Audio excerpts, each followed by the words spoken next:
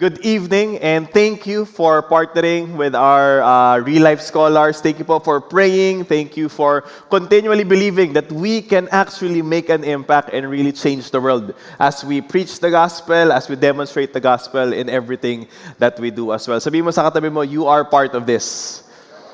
Okay, hindi lang po to kami, yung mga pastor, mga admin, missionaries, but this is all of us. It wouldn't be possible. And in fact, we want to give you another update with what happened yesterday. Kanina, si Monique po started with updating us with what happened last night with our Real Life Scholars. So ano yun, mga inabot tayo mga hanggang 10. Okay, so may youth service tayo. After ng youth service, may mga students din doon. Is nag-celebrate tayo ng Christmas party. Pero early in the morning, so we went to, if you remember the past few weeks, we have been announcing if you would be part of being a blessing in our city, yung effort po natin na love the city. And yesterday, we went to, yung Kanlungan ng Pasig. And I don't know if many of you are familiar with the place, pero it's a place that really, how can I explain it? It is somehow heart-wrenching, okay? Yung, alam mo yun, yung when you go there, it's very humbling, yet it is also very inspiring because you would see this yung mga bata na as young as 4 or even younger and until ano tawag nito, senior, and yet they're there, they're full of hope. They want to still know their purpose in God, and really you have been part of this as well. Hindi lang tayo basta nandito, yung binigay mo kahit isang lata lang yan, kahit isang toothpaste lang yan, lahat po yan. Okay, is naging instrument to show these people that there is a God who remembers them, that has not forsaken them. And so can we give God a praise for that? Grabe, ang bait po ng Panginoon. God is really so good. And really, we're diving into not just all of this, everything that God is doing, but we are also diving into what God has done for us through the Word. That's why nasa second week na po tayo ng series natin na The Miracle. Now, if it's your first time, by the way, I'm James. Okay, I'm one of the campus missionaries here.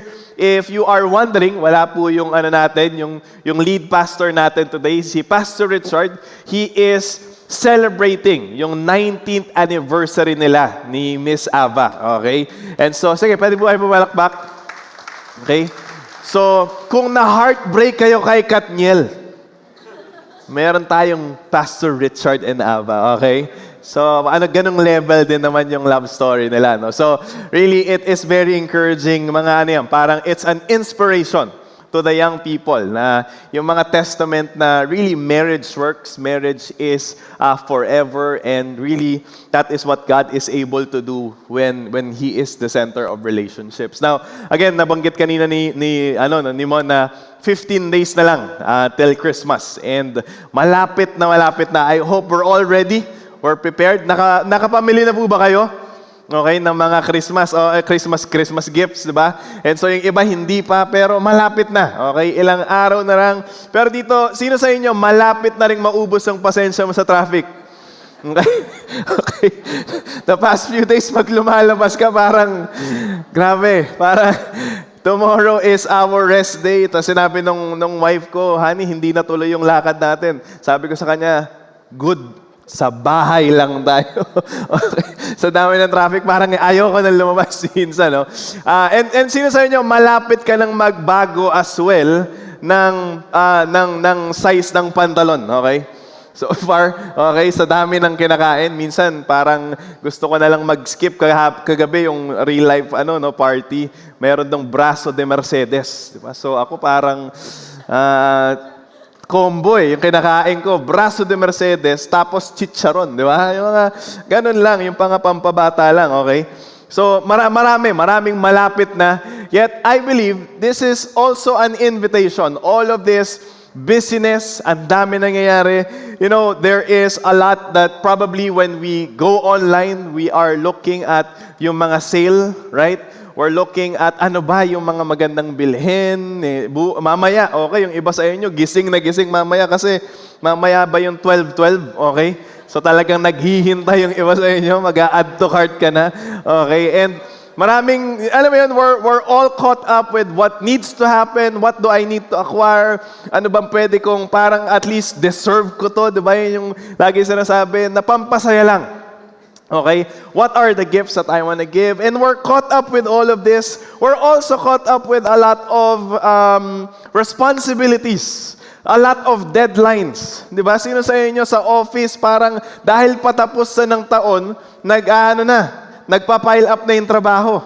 In fact, some of you ayaw mo nang pumasok bukas kasi alam mo na eto na naman, yung workload ko, grabe, si boss, eto na naman, pwede bang ikaw na ulit to? Kasi absent si ganito, nagkasakit. Tapos ikaw parang, ba't kasi ngayon, laging ganito na lang every year, diba? And so, ang dami nangyayari. Or even for some of us, with all of this, we might end up very tired.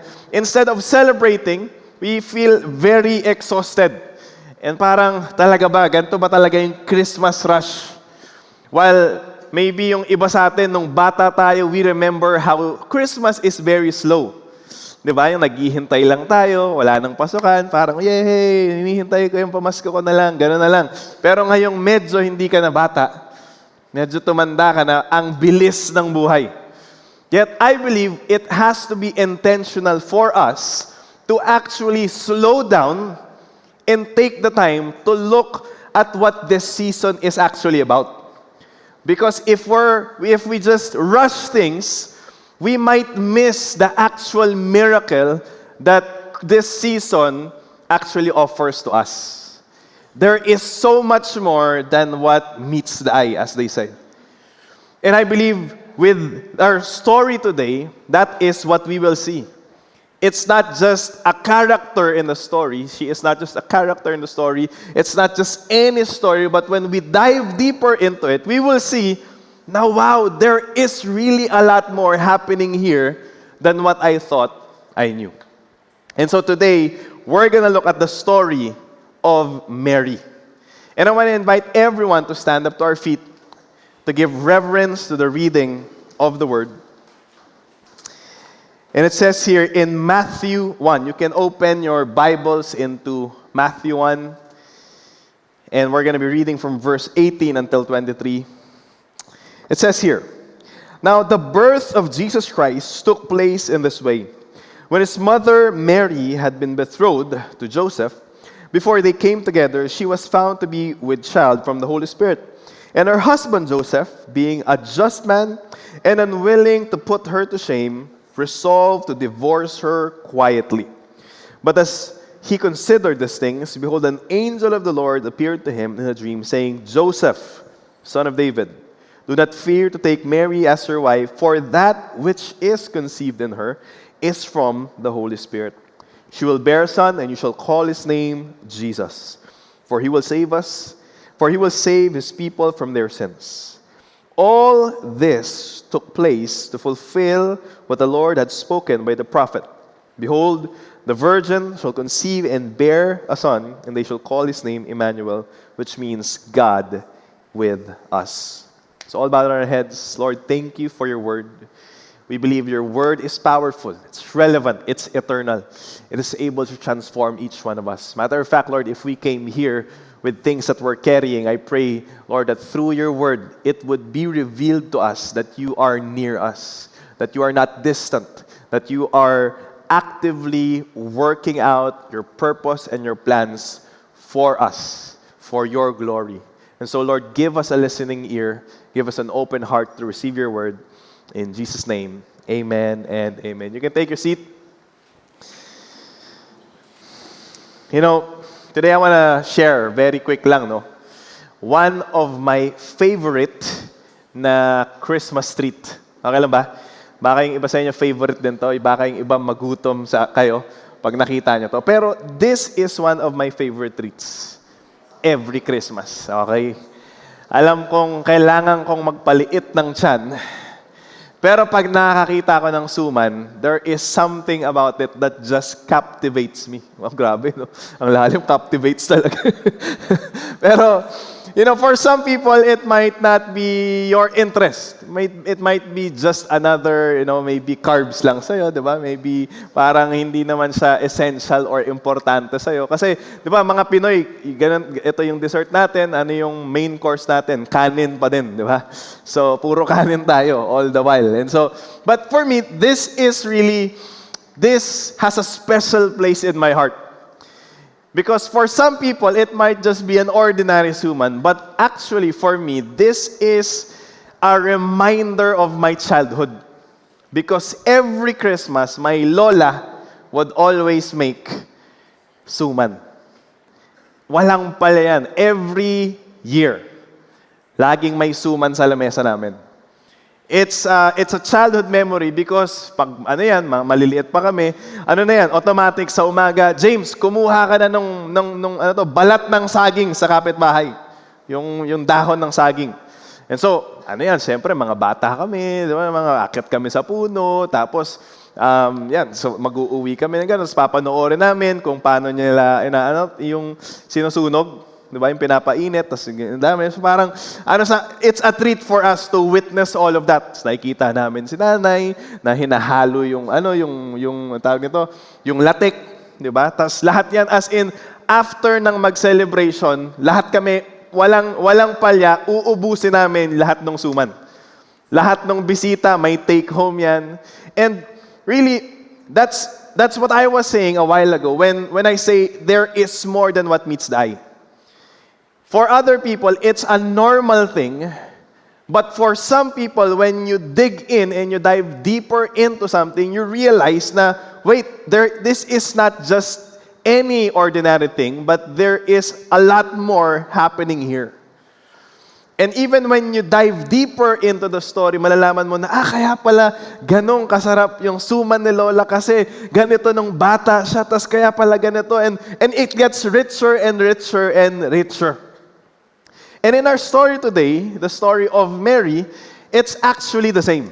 It's a few verses, but when you look deeper into it, you kind of realize na, wow, there is so much more into this pala. This is very rich. It's short, but it's sweet, and it's full. Sino ba si Mary? Mary was a teenager, and she was, as the Bible says, she was betrothed, okay? She was Jewish, and so she was probably a hard worker, meaning kaya hard worker siya, hindi po, dati kasi, or ngayon, kapag teenager, di ba parang ang bata. Pero sa panahon po dati, kapag teenager ka, may responsibilidad ka na. May expectation na yung community sa'yo. And so for Mary, pag nakita natin, eventually, di ba, nung nabuntis siya, she was able to travel far, she was able to endure certain things, which tells us Mary is not frail. Mary was actually prepared for some hard work. She actually, some scholars would say, she belonged to a family of peasants, okay? Na medyo kind of normal way back at that time. And so, scholars would say she would range, her age would probably be around 12 to 16, okay? So, teenager. And again, she was about to be married to Joseph, which was the dream of her life. Eto na yon, may pangarap niya na ito, finally, I'm gonna be married to someone, we're gonna start a family. But then, all of a sudden, her dreams were interrupted by God.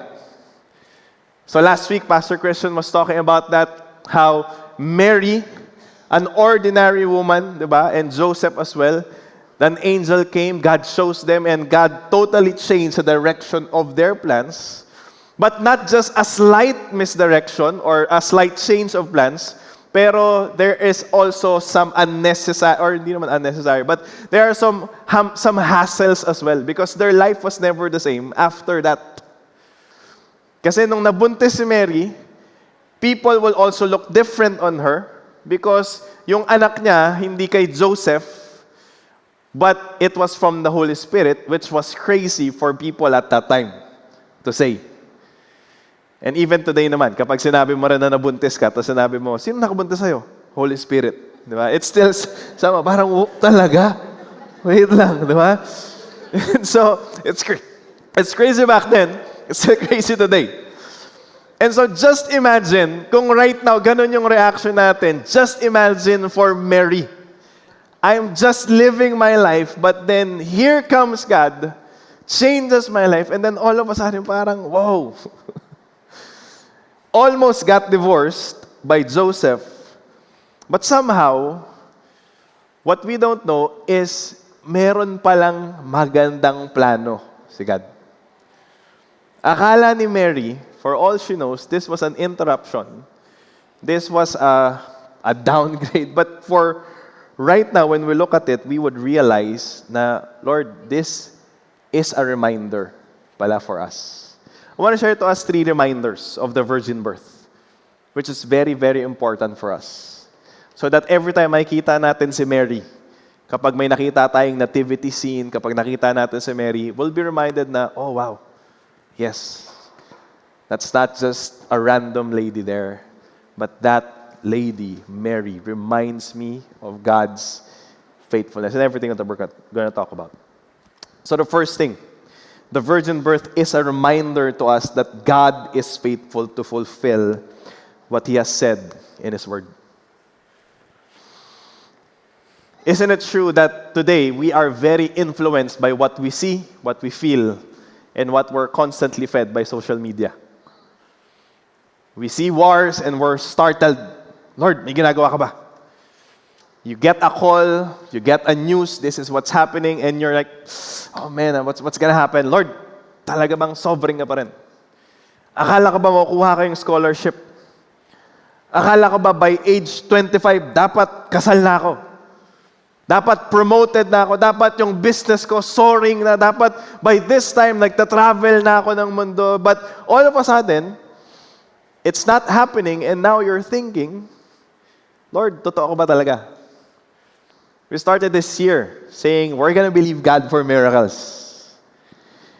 But maybe this year, maybe you hadn't had the type of miracle that the person beside you had. Alam mo yung pag nagkikwentuhan, guys, share mo naman yung miracle mo. Tapos yung isa, grabe, this year, grabe, one time, nakapulot ako ng piso. Nakita ko kung nino nahulog. Pagkabalik ko, binalik ko yung piso. Alam mo kung anong nangyayari?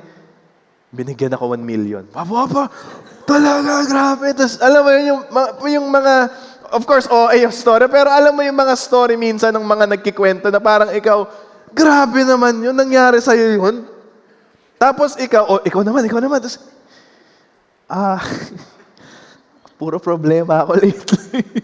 Wala kang masyadong ma-share kasi you're thinking, ba't hindi ganong level yung miracle ko? And somehow, again, yung mga circumstance sa buhay natin, parang, Lord, talaga ba? Ito ba talaga yung, talaga ba? Minsan, we're feeling, Lord, magpapamilya ba talaga ako? Mag-aanak ba ako? Kasi mahal ng mga presyo ngayon eh. Talaga bang plano mo pa rin to? Parang okay na ako dito. You see, it's interesting here in this word. Matthew 11 says, all this took place to fulfill what the Lord has spoken. Ano yung all of this? Yung plano ni Mary na magpakasal, she was young, he was a virgin, na disrupt, all of that was happening to fulfill something pala. How many of you what if you find out that this year, kaya pala nangyari kaya pala hindi nangyari yung mga pinagpipray mo? Because God was trying to fulfill something. How many of you would change your perspective on things? Parang, kaya pala hindi kami naging mag-on. Kasi kung nagkatuluyan ka, kaya pala hindi natuloy yung deal. Kaya pala ako hindi nakapunta sa company na yon. Kaya pala, because God was trying to do something. Now, as we look into this, what does that word fulfill mean? Fulfill what the Lord had spoken, to complete, to accomplish, to cause, to abound, to bring to realization. Ano yung, but that's the immediate thing that we can look at, yung nangyari kay Mary. But actually, when we dive deeper, kasi sinabi nun what the Lord has spoken by the prophet, we have to find out who's the prophet that he is talking about. And this goes back way back to Isaiah. And Isaiah prophesied 700 years ago. And so imagine, 700 years ago, God was already speaking to a people who were oppressed, who were going through a lot of trouble, and God was already saying, behold, a child would be born 700 years after, and He's going to bring hope. Now, I have a question for us. Sino sa inyo willing kang maghintay ng 700 years? Isn't it true sometimes kapag 1 week lang yung delay, discouraged na tayo? 1 month, parang talaga ba? I'm not saying that we're gonna be passive when there are things happening in our lives. But this is a reminder for us na kahit ang dami nang nangyari, maybe nakalimutan mo na yung mga pangako ng Panginoon. Yung Panginoon hindi nakakalimot. When God says something, He doesn't say it randomly. Tignan mo yung katabi mo, mukha bang makakalimutin yan? Alam mo yung may sinabi siya, tapos after 2 weeks, talaga sinabi ko yun?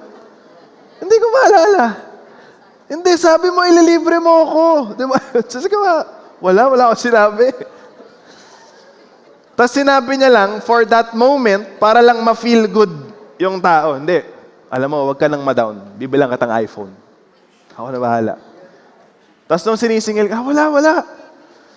You see, when God says something, He doesn't say something randomly. Just to make you feel good. Just to make the people that He was talking to way back feel good.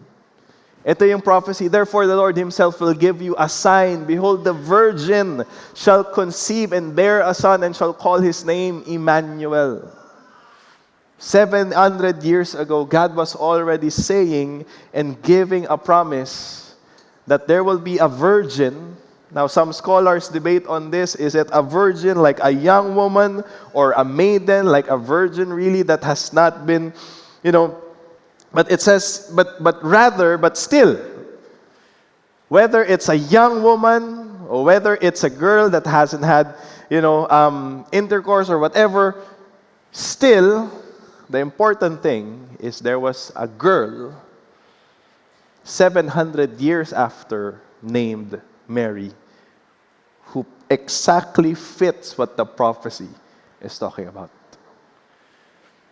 God made a promise, but when we dive deeper, He goes on to say another promise. To us a child is born, to us a son is given. But we can go also way back, Genesis, which was hundreds of years actually na naman, from the time of Isaiah.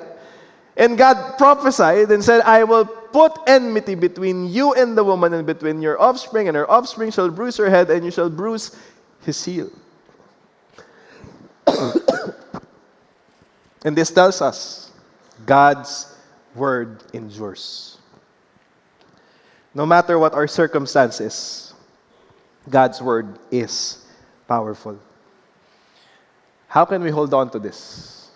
The Bible says in Deuteronomy 23 verse 19, God is not man, that He should lie, or son of man, that He should change His mind. Has He said, will He not do it? Or has He spoken, and will He not fulfill it? In another verse, Isaiah, so shall my word that goes out from my mouth, it shall not return to me empty, but it shall accomplish that which I purpose, and shall succeed in the thing for which I sent it. And so, what we see here is when God makes a promise, He will fulfill it, no matter what happens. And so the Word of God endures. It endures no matter what circumstances, no matter what time, kahit nakalimutan na natin, it endures and it will always be fulfilled. God's word that is yet to be fulfilled in your life. May mga promises yung Panginoon sa atin.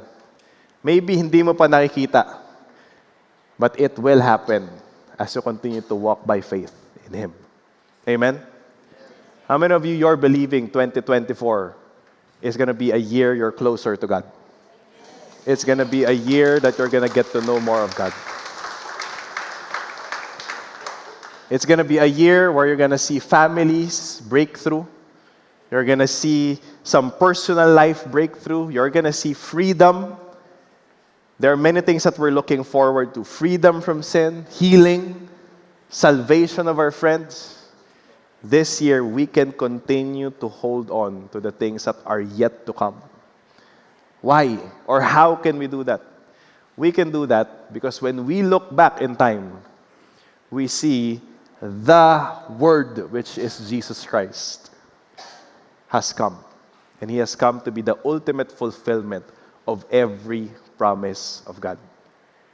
If Jesus has come and He is the ultimate fulfillment of the promise, then we don't have to be shaken. Kailangan lang kumapit tayo. We have to just fix our eyes on Jesus. So ngayong Pasko, kahit wala pa yung breakthrough na pinagpipray mo, alam mo, okay lang yan.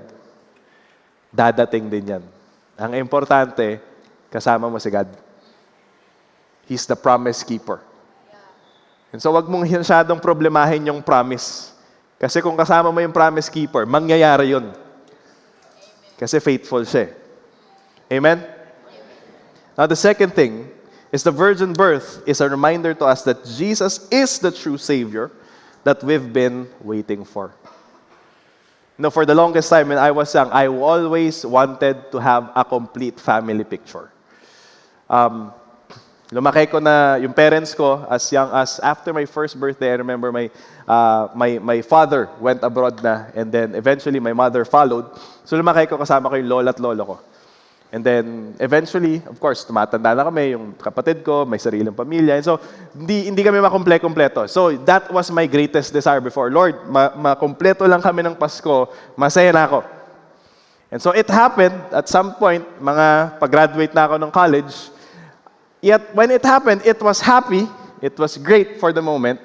But it didn't really give me what I was looking for. I thought that was what I wanted. Pero at some point, kulang pa rin. And maybe for you, ngayong Pasko, may mga ganun ka rin na nilook forward ka. Lord, etong Pasko, mangyari lang to, masaya na ako. Promise. Lord, etong Pasko, dumating lang yung 13th month ko. Wala na, tapos na. Magka-iPhone 15, ay grabe, Lord. Grabe, sagutin niya lang ako. Grabe, Lord. Magka-baby lang kami. Diba? Or makalipat kami. I don't know what it is for you. That you're hoping na, yes, Lord, eto lang talaga, solved na ako.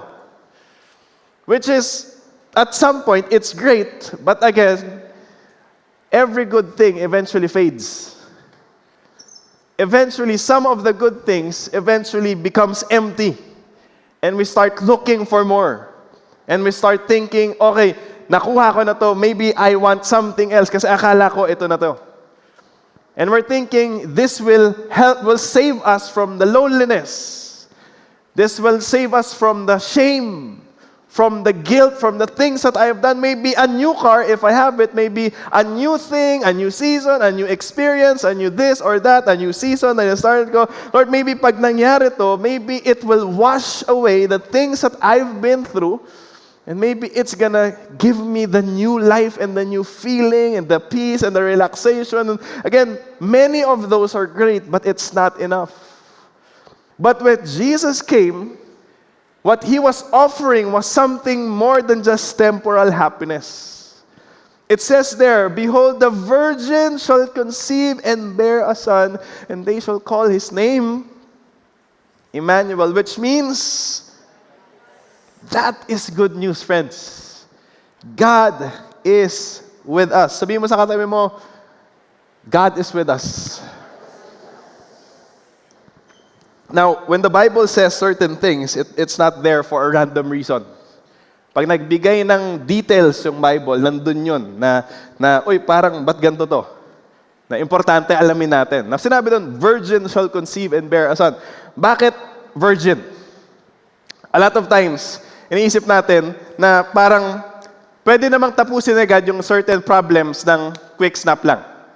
Na Lord, may sin, bakit hindi mo na lang, alam mo yun, dumating ka, tapos parang si Tony Stark, parang si Thor or Superman, tapos I'll save the world, tapos na, yay, di ba? Parang sometimes ganun iniisip natin, bakit kailangan pa siya mamatay sa cross, bakit ganito, ganyan, and everything.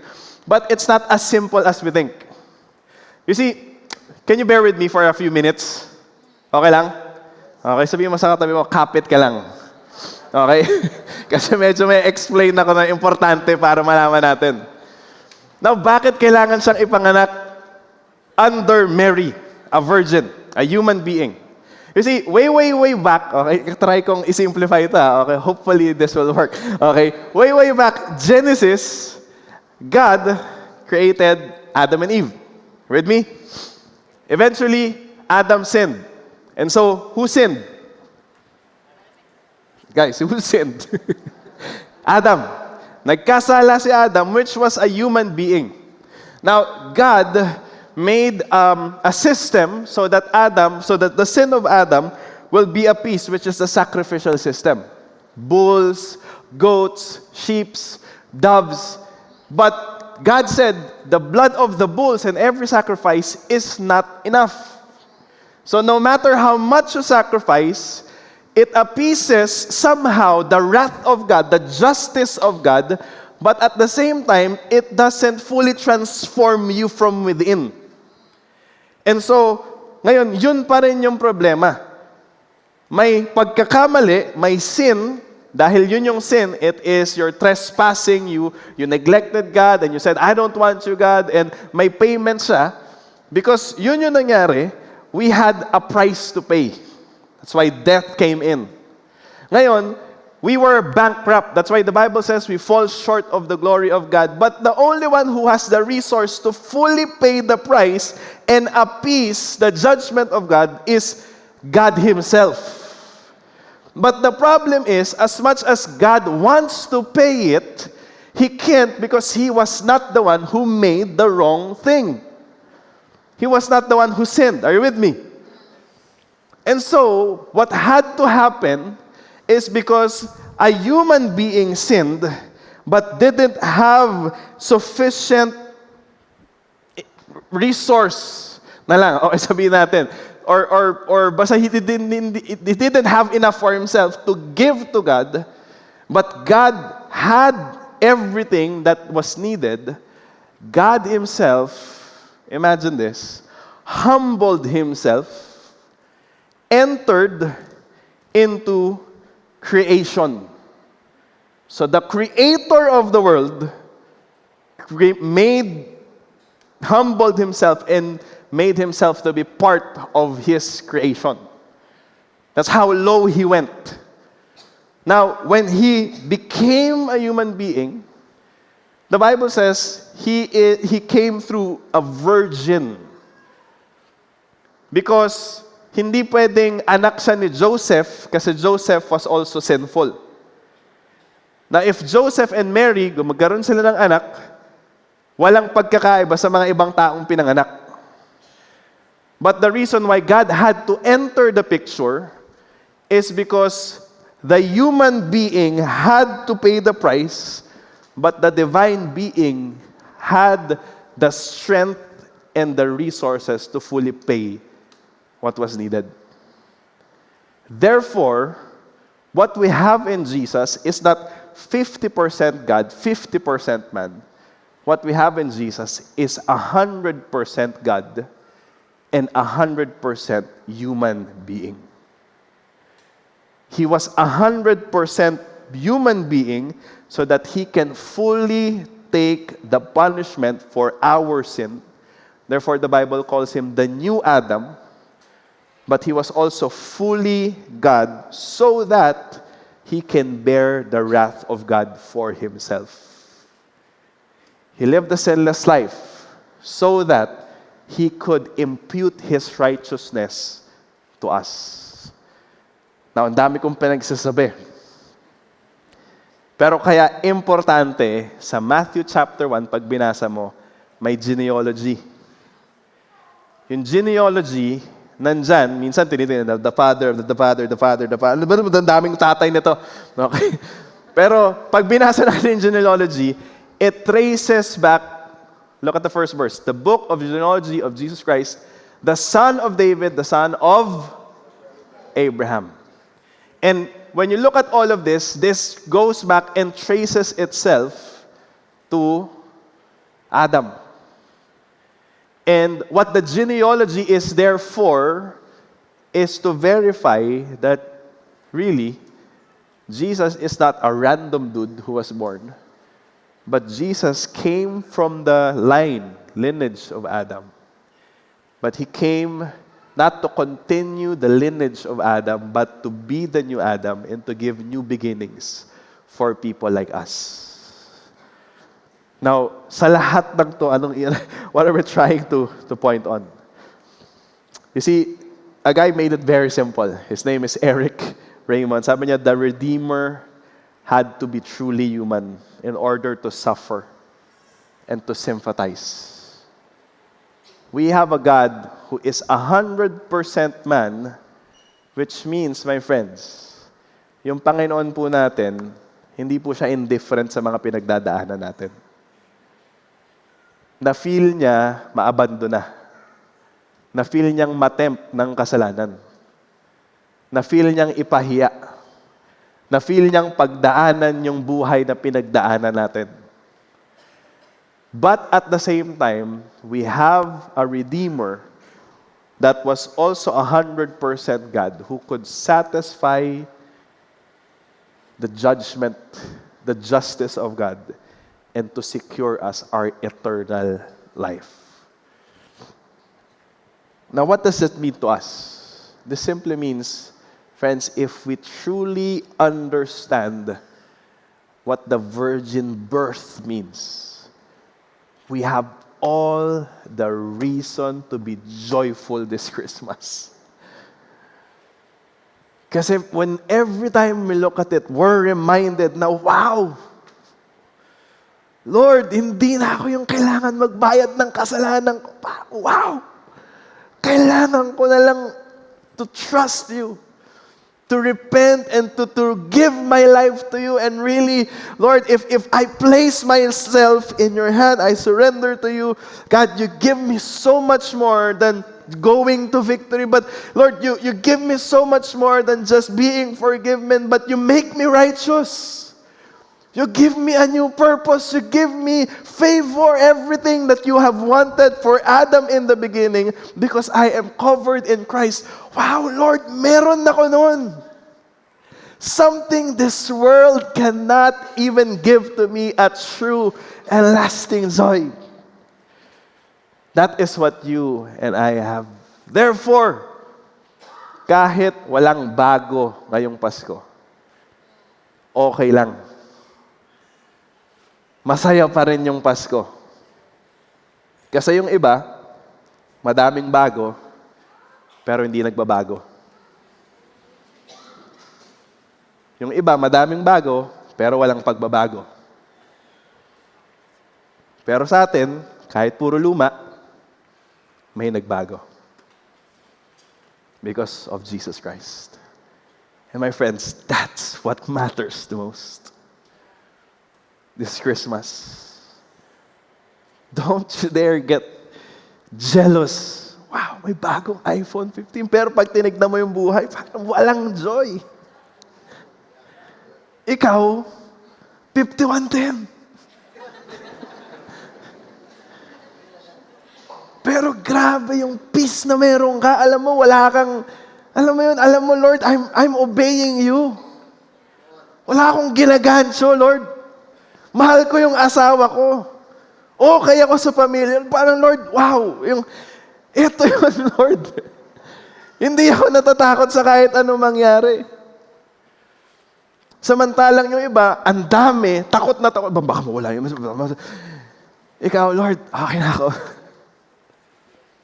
we have the greatest reason to be joyful because we have a miracle living in us. Amen? Now, as we wrap our time together, the last reminder of the virgin birth is the Holy Spirit can work miracles in our lives out of sheer grace. It says here in Luke 1, mag-jump tayo to another POV. And Mary said to the angel, "How will this be since I am a virgin?"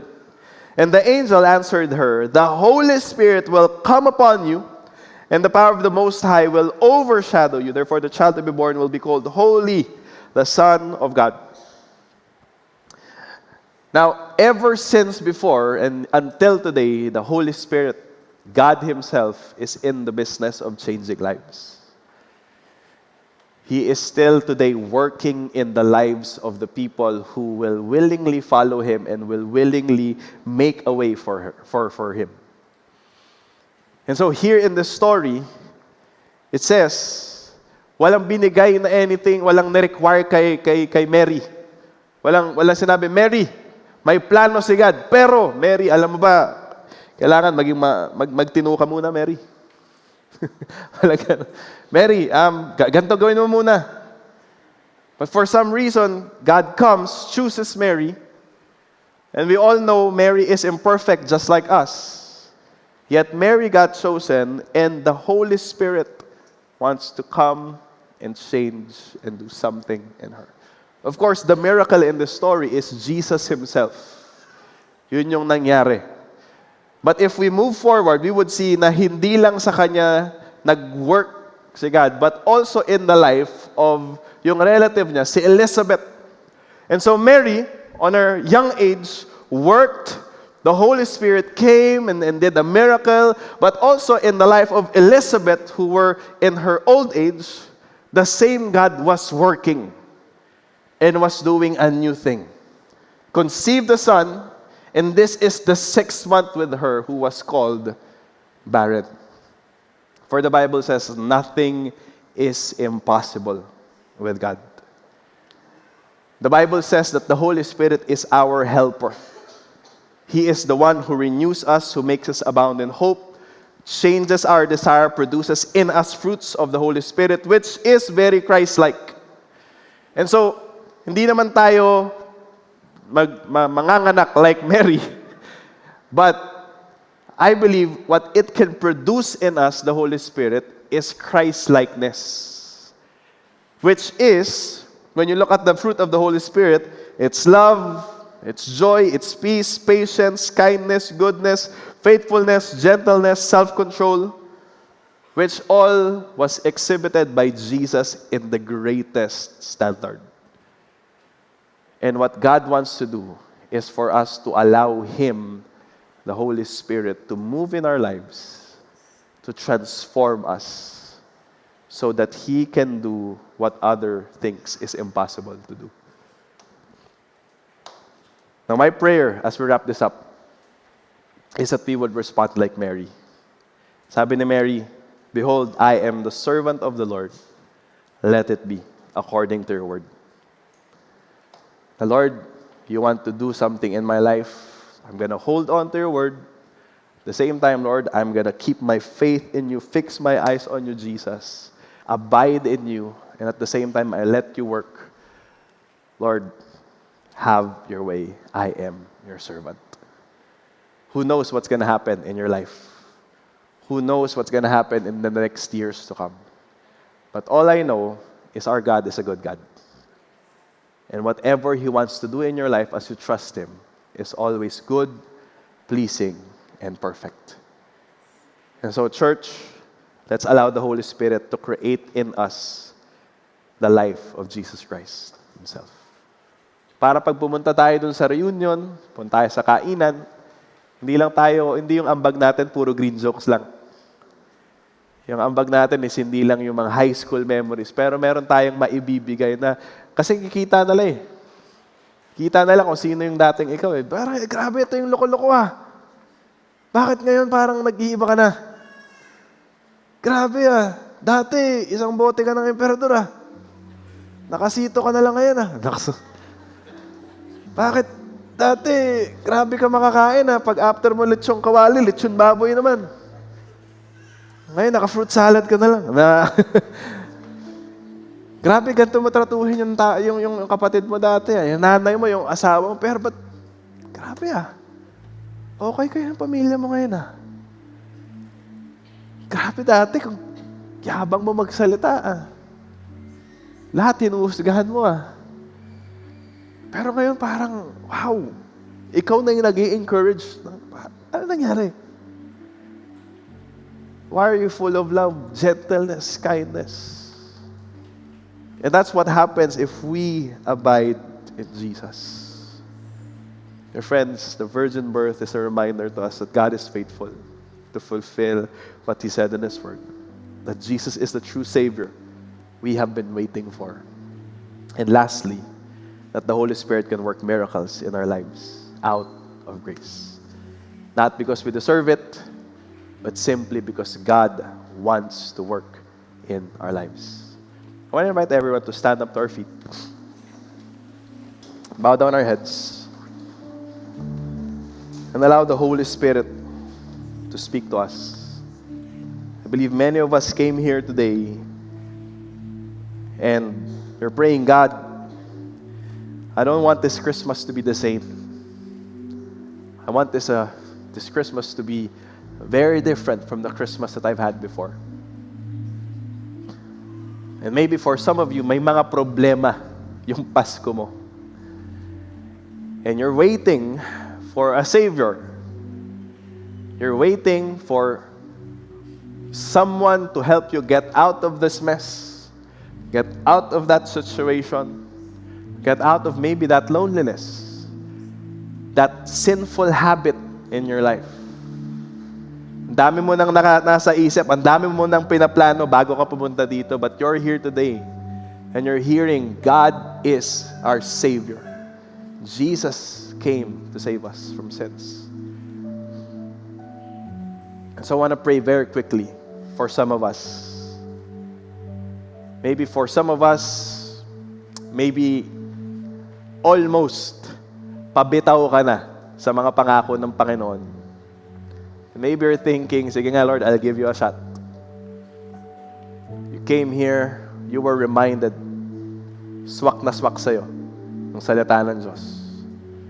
You're praying, God, can you renew my faith?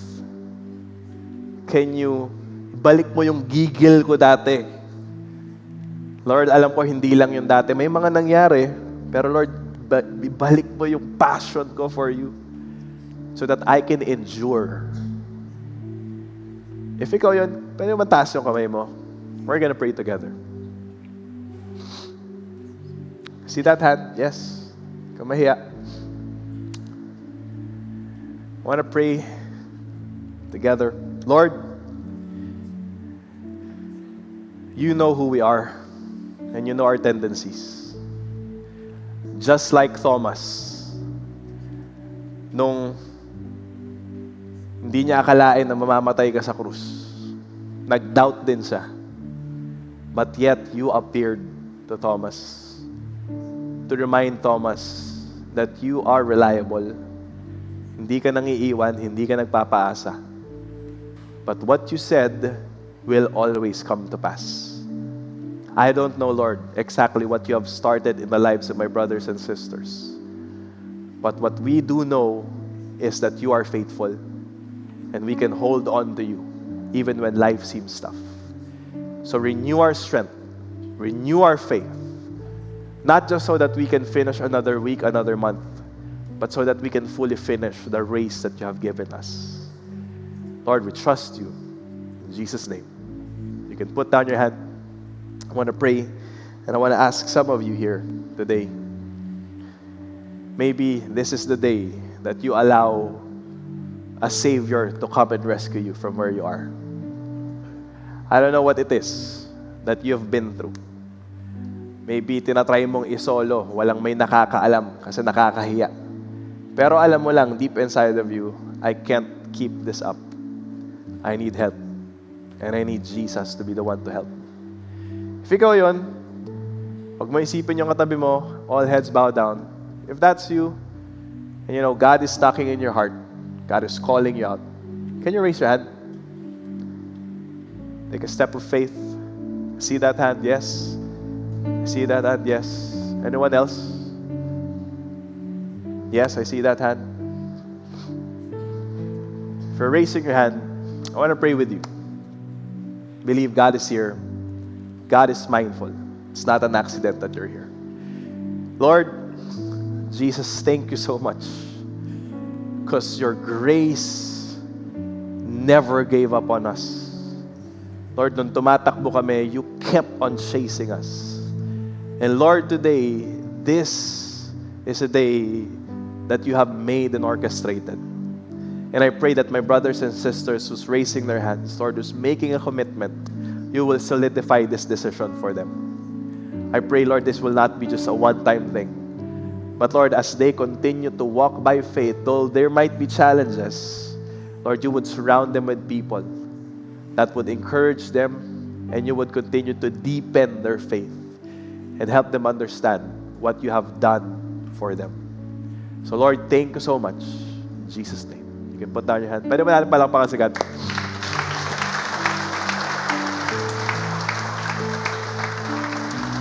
Last but not the least, before we wrap up our time together, sabihin mo naman sa katabi mo, you have something to share.